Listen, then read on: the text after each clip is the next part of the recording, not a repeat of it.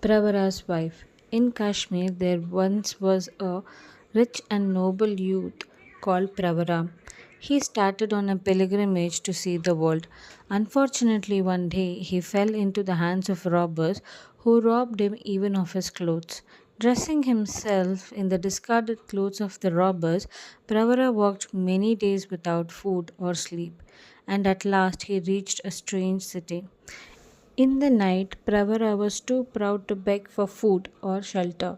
No one offered him what he was ashamed to ask. He reached the king's stables near the city walls, found a pile nearby, and lay down on it.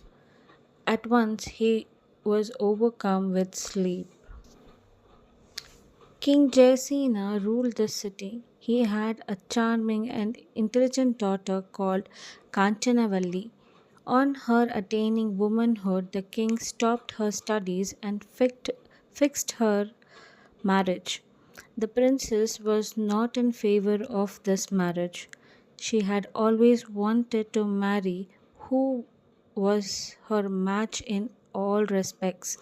Rather than agreeing to this marriage, she wanted to run away from home, see the wide world, find a worthy man, and marry him. To run away from home, she needed help. The minister's son was her co student and a close friend of hers. So the princess secretly sent a word to him, instructing him to wait for her near the stables with a couple of horses that very night. The minister's son was ready to help her, but he was prevented from doing so because of his father insisted that he too should attend a dance performance which was arranged at the palace. Down the city hall by the help of a chain and came to the stables. It was very dark, and she thought it was the minister's son that was sleeping on the pile. She woke him up rudely, saying, "Get up! How could you sleep when there is so much to do? Go at once and bring two horses. We must be going." Pravara woke up heavy with sleep. He brought two horses from the stable. The princess got upon one of them and led the way, asking him to follow her way on the other. They travelled all night without a stop. The princess wanted to be as far away from home as possible before daybreak. She thought she could explain things to her companion next morning. By morning, they arrived near a tank. Imagine the surprise of the princess when she turned to her companion and found that he was a total stranger. He looked more like a thief than anything else. She realized her mistake and felt like shedding tears, but there was no going back. Her father would order her to be killed mercilessly. The princess sat down on the ground and looked away from Pravara. Pravara did not attempt to speak to her.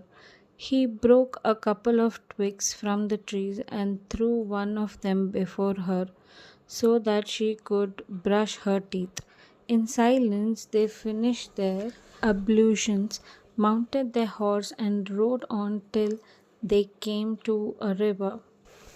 A ferry boat was about to cross the river. An aged woman was entreating the boatman to take her on the boat for free, and the boatman was insisting on payment. Since Pravara too did not have any money with him, he looked at his companion. The princess threw a gold coin at his feet. Pravara gave this coin to the boatman and told the old woman to come along. After crossing the river, the old woman thanked Pravara. She mistook the couple to be husband and wife and offered herself to cook to them. "All right, Granny, you can share our fate," Pravara told the imploring woman. By noon, they reached the city of Helanagri. They went to the chowltree, had food, and rested there for a day. The next morning, Pravara went to the marketplace and offered to give the merchants daily predictions which would be profitable for them. A few merchants bought his predictions and they went back with some food stuff. The old woman cooked nice food and all the three ate it. The next day, more merchants bought Pravara's predictions for the day, and they considered him a man of worth. Pravara had enough money now to take a house and live independently. Accidentally, one of the merchants one day found that Pravara was an expert in diamonds. He gave him a job on a decent monthly salary. Life was now very happy for the three of them. Only Granny wondered why the wife and husband and never exchanged a single word. Being a wise old woman, she told herself, who can penetrate the mysteries of married life? One day a trader from the south brought an extraordinary diamond to the king of the city and offered it for 1 crore rupees.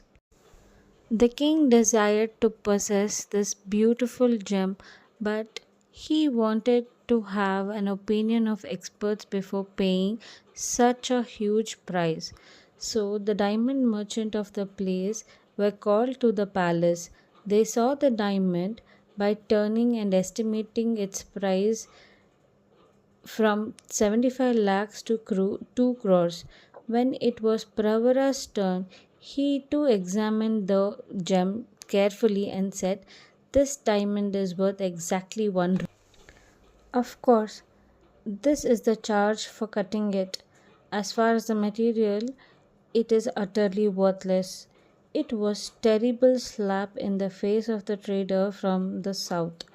His reputation was shattered. He shouted, "You should not say such things without proving them."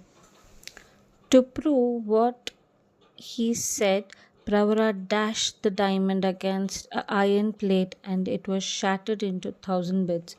The king was impressed by the wisdom of Pravara. That was that very day he appointed him as one of his advisers. Pravara justified the king's choice by giving him wise counsel on several occasions. A short while later, the king's minister died, and Pravara was given the post as there was none else more suited for it. After Pravara became the minister, his private affairs became subjects of general gossip.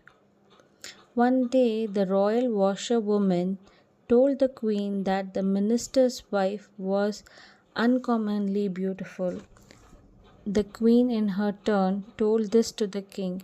Pravara was a common man before he was made a minister. How could a common man have an uncommonly beautiful wife? This puzzled the king. Also, he wanted to see how beautiful his minister's wife really was. To satisfy his curiosity, the king devised a plan. One day, he invited his minister to dine with him.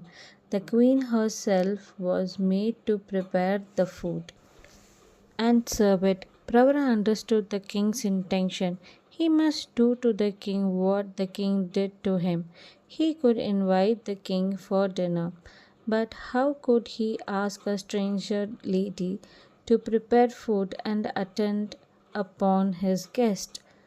Not knowing what to do, Pravara went home that night and lay in his bed.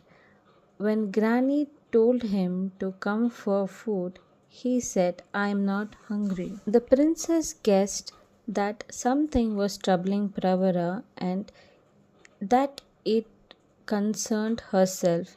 She said to the old lady, "Tell him, Granny, that if there is anything to be done, it will be done.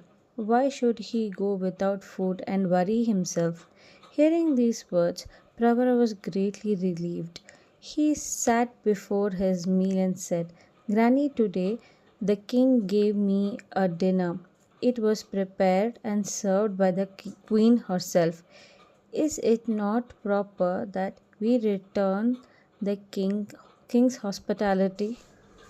Tell him, Granny, said the princess, that I too can prepare and serve good dishes. I shall not lag behind the queen. The next day, the king was invited to dine at the minister's house. The princess prepared very good dishes. She served them to the king and went away. Before coming back for reserving, she changed her clothes, ornaments, and even her hairstyle so that the king believed that two different women attended upon him.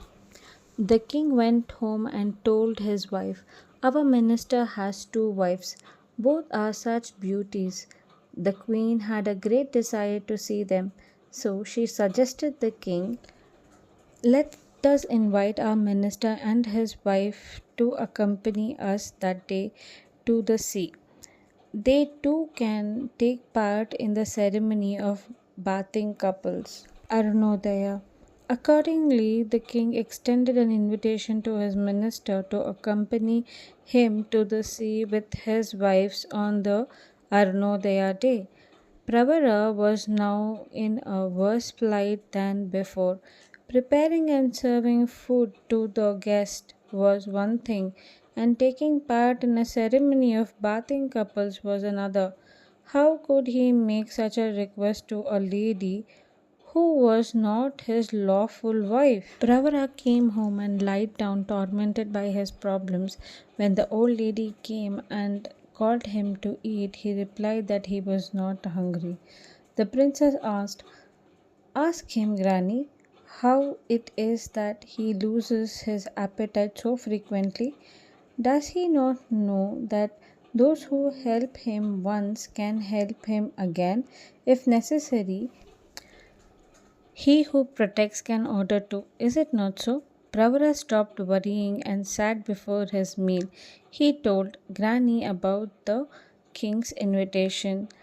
"Let him accept the invitation, Granny. Let 7 palakis be ordered and 7 sets of clothing and jewelry got ready. Let them set up a tent with 7 entrances on the beach. Everything will be in order," the princess said. On the Arunodaya day, 7 closed palakis accompanied the minister's palaki. Only one of them contained the Princess Kanchanavalli. The 7 palakis were set down behind the tent with 7 entrances. From the first entrance, the tent of the princess stepped forth and joined the minister on the beach. They tried their clothes together according to the custom and bathed together. Then the princess went back to the tent.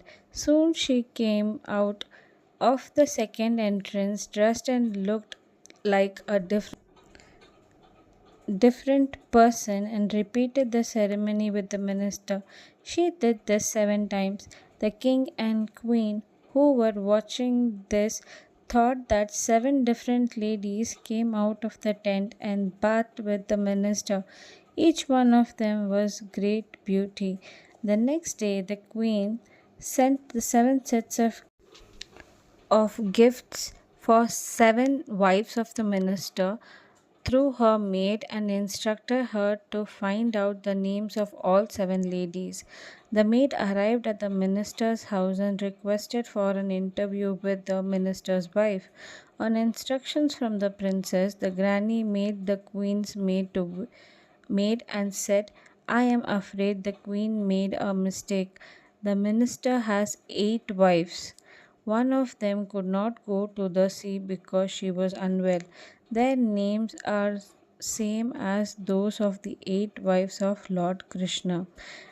They avoid one another, and you have to meet them one by one." The queen's maid ran back and returned with an extra gift. The princess came to her 8 times, each time in a different dress, and conversed with her each time in a different voice and accent. A few days later, the princess instigated Granny to serve food in excess while Pravara was eating. He protested to the Granny What is the matter with you today, Granny? Do you think that I have a bigger stomach today? Why are you serving me so much food? Tell me, Granny, said the princess mischievously, that if he cannot eat all the food, there were others to finish off what he leaves over. Now Pravara understood how the young lady was disposed towards him. When the princess brought him pan after the food, he asked her, "When are we getting married?" She replied, "I left home in order to find a husband worthy of me. In that very instant, God has presented you before me, but I was blind and I mistook a gem for a glass bead. I followed you only out of helplessness. You never even looked at me. Can I hope to meet a nobler man? You were not aware of it, but in my mind, I have been your wife for a very long time now." Pravara was very happy to hear this.